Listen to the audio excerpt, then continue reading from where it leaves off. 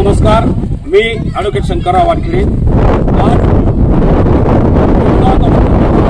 संभाजीनगर या गावी पोळ्यानिमित्त, पोळ्याच्या पाडव्यानिमित्त विजिट करण्यासाठी आलो असता आमचे मित्र श्री गायकवाड साहेब व आपल्या गावचे सर्व नागरिक यांना पाडव्याच्या हार्दिक हार्दिक शुभेच्छा।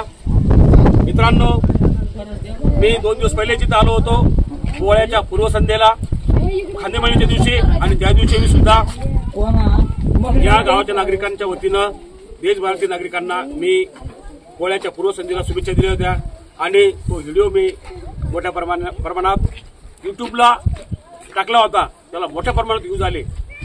मित्रांनो, आपण काही गोष्टी या आपल्या संसारात करत असतो, ते करत असताना नक्कीच आमची एक जबाबदारी आहे की आमच्या वंश परंपराने, आमच्या वडिलोपार्जित नागरिकांनी मोठ्या प्रमाणात या देशात उत्साह साजरा होता, ते उत्साह चांगल्या प्रकारचे साजरे कसे होतील या दृष्टिकोन एकत्र येऊन चांगल्या प्रकारचं अस्तित्व उभं केलं, आणि प्रत्येक गावात आज सगळे उत्साह साजरे होता। दिवाळी साजरी होती, पोळा साजरा होतो, आणि ईद मिलन साजरं होतं, व सर्व धर्मांचे सगळे उत्साह साजरे होता।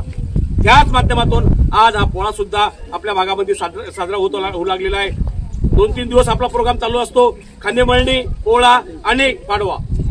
तर आम्ही बऱ्याचशा गावाला आज व्हिजिट दिल्या, प्रत्येक गावामध्ये नागरिकांचा मोठ्या प्रमाणात उत्साह आहे, आणि ज्या पद्धतीनं हा बळीराजा आपल्या देशाचं पोट भरतो आणि हे अन्नदाता आहे, त्या अन्नदात्याच्या माध्यमातून ज्या ज्या वाहनांचा ते वापर करता, त्यापैकी आमचा बैल पोळा सुद्धा एक मोठं साधन आहे। त्या बैलाला सन्मान देण्यासाठी बैल पोळा म्हणून आपण उपक्रम सण साजरा करतो, आणि त्या दिवशी, पोळ्याच्या दिवशी आपण घरोघरी पुरणपोळी करून बैलाला आपण ते गोड पोळी देतो। तर हा उत्साह आमच्या देशाचा आहे।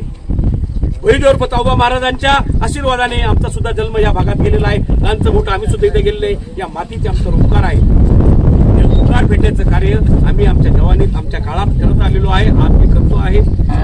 माझ्या हयामध्ये 24 वर्ष मी वकिली करू लागलेलो आहे। वकिली करत असताना छत्रपती संभाजीनगर कोर्टामध्ये काम करतो, आणि काम करता करता या देशाचे जे कायदे आहे प्रत्येक नागरिकांपर्यंत पोहोचवण्याचं काम मी माझ्या माध्यमातून जेवढं माझ्या खोली तेवढं करत असतो। या पोळ्यानिमित्तानं मला एक चान्स भेटला, वारंवार इकडे येत असताना नागरिकांना भेटण्याची संधी भेटती, आणि त्या माध्यमातून मी छोटे मोठे कायद्याचे जे ज्ञान हे नागरिकांना देत असतो। मित्रांनो, प्रत्येकासाठी कायदा लावलेला आहे। डॉक्टर बाबासाहेब आंबेडकर यांनी या देशाचं संविधान लिहिलं, आणि त्या संविधानामध्ये प्रत्येक माणसाचं त्याच्यात उल्लेख केला। माणूस असो, शेती असो, घर असो, शाळा असो, व या देशाचं जे गोष्टी असेल, विधानसभा असेल, लोकसभा असेल, ग्रामपंचायत असेल, जिल्हा परिषद असेल, पंचायत समिती असेल, व विविध प्रकारच्या स्थानिक स्वराज्य संस्था असेल, त्यांच्या निवडणुका असो का काही असो, ते आम्ही या देशाच्या संविधानामध्ये डॉक्टर बाबासाहेब आंबेडकर यांच्या आशीर्वादानं सगळ्या कलमा घेतलेल्या आहेत, आणि त्यासाठी आम्ही सर्वजण भाईचाराला राहतो, म्हणून उत्साह चांगल्या प्रकारचा साजरा करतो। मित्रांनो, आमची जबाबदारी आहे आमच्या परिवारांना चांगल्या प्रकारचं स्थान द्यावं या देशाच्या या स्पर्धा युगामध्ये। आमच्या मुलं चांगल्या प्रकारच्या शाळेत गेले पाहिजेत, म्हणून आम्हाला ज्या मूलभूत हक्क आहे, मूलभूत गरजा आहे, त्या पूर्ण झाल्या पाहिजेत। शाळा आमच्या गावात असायला पाहिजे, चांगल्या प्रकारचे रोड आमच्या गावात असायला पाहिजेत, चांगल्या प्रकारचे ग्रामपंचायत आमच्या गावामध्ये चांगल्या असायला पाहिजेत, त्या माध्यमातून नागरिकांना ज्या नागरिक सुविधा आहेत त्या पोहोचल्या पाहिजेत। म्हणून देशाचे यशस्वी पंतप्रधान माननीय श्री नरेंद्र मोदी साहेब आमचं प्रत्येक काम आमच्या प्रत्येक नागरिकांपर्यंत पोहोचायला पाहिजेत, त्या पद्धतीने काम करताय। आमच्या शेतकरी बळीराजाच्या खात्यामध्ये आता जे पैसे येतात ते काही डायरेक्ट येत नाहीये, ते या देशाचे पंतप्रधान यांनी विचार केला की बळीराजा आमचा हा, याला आम्हाला सक्षम करायचं आहे, यांना कुठेतरी पुढे घेऊन जायचं आहे, त्यांच्या मागं ज्या आमच्या आई भगिनी ज्या आहे त्यांना सक्षम करायचं आहे, म्हणून लाडली बहीण काढली गेली, आणि त्या माध्यमातून आमच्या देशातील नागरिकांना चांगल्या प्रकारचं कुठेतरी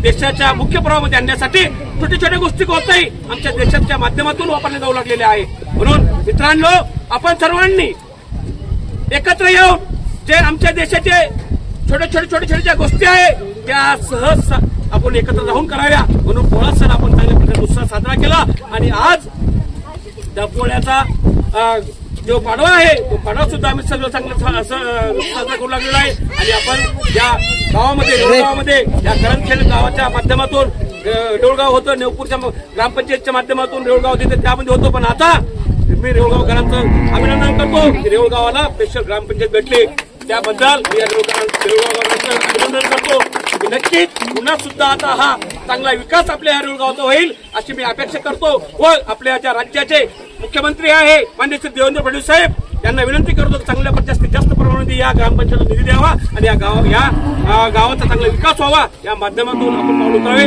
जय हिंद, जय महाराष्ट्र।